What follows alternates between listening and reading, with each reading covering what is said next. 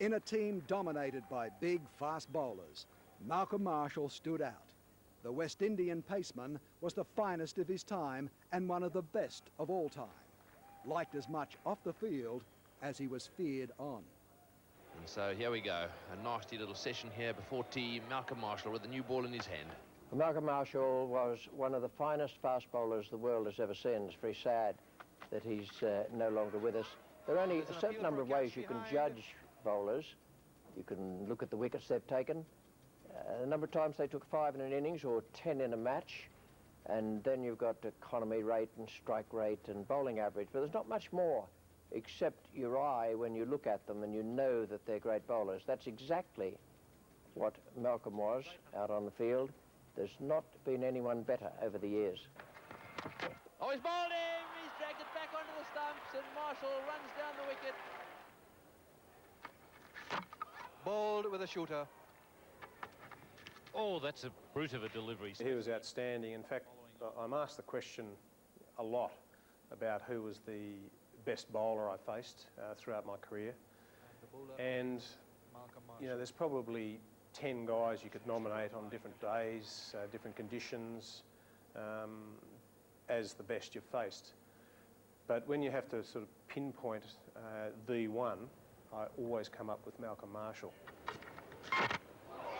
And he's gone right through him. Beautiful delivery from Malcolm Marshall. Had Allan Border all squared up. And Marshall gets his second wicket. And Border bowled for 18, 2-4-70.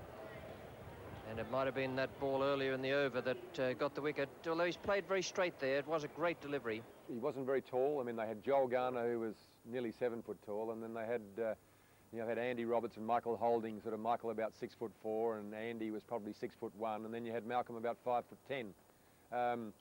They were all different, you know, whereas you had Joel, who bowled balls of a length that for most bowlers you'd be thinking about playing forward to, and they'd go through here.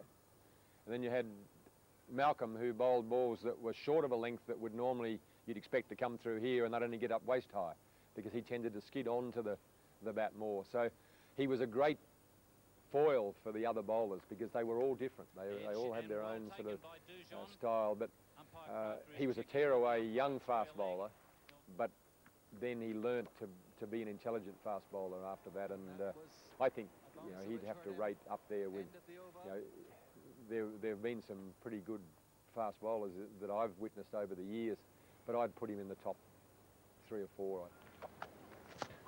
Big appeal there for LBW. Must have been very close. He's given him. Yes, good catch. Marshall to Allan Border. That's well taken by Joel Garner.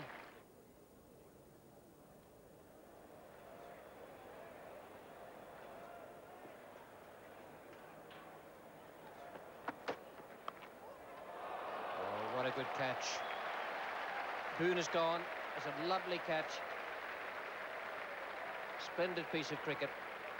And the man he could rush in off a long run and bowl searing pace, which was difficult enough in certain conditions. Then if the conditions weren't conducive to that sort of bowling, he could cut his run up down and run his finger over the seam and just bowl that type of delivery, albeit at still pretty good clip, but just off his actual top pace. He swung the ball a little bit in the right conditions, generally away from the right-hander, which made him very, very dangerous. That's it. The breakthrough. Dyson's gone. And that's exactly what we were talking about, that Marshall was geeing himself up. Well, what about that? The first thing that struck you when you spoke to Malcolm or looked at him was nice bloke. Don't worry about fast bowler. He's a nasty piece of work as a fast bowler. I rate him the best bowler that I've played against. And he's very similar to the guy I rate alongside him, Wasim Akram. Short run-up, fast arm action, swings the new ball and the old ball both ways, and loves bowling a bouncer, which can surprise you. And the bouncer, that put Steve Vixen back on the back foot. Malcolm Marshall, tremendous competitor. Oh, and first ball, Malcolm Marshall has ripped the Yorker right through him. He was something out of the books, you know, just the perfect bloke to have in your cricket team. Captain's dream, really, because of his versatility and what he could bowl in the different conditions. That's LBW. And Malcolm Marshall has now taken his 300th Test match wicket.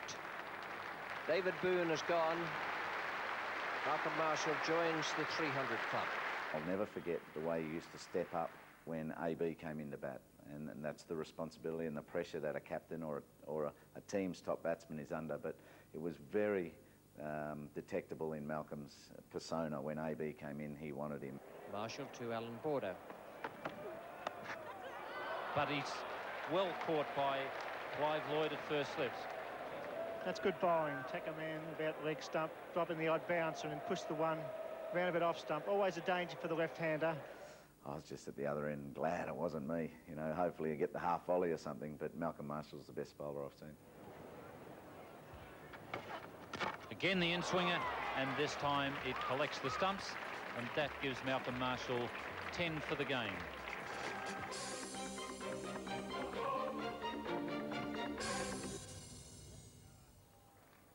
Kevin Douglas Walters was an iconic figure in Australian cricket, a batsman adored as the working-class hero for his free-flowing scoring and his match-winning abilities.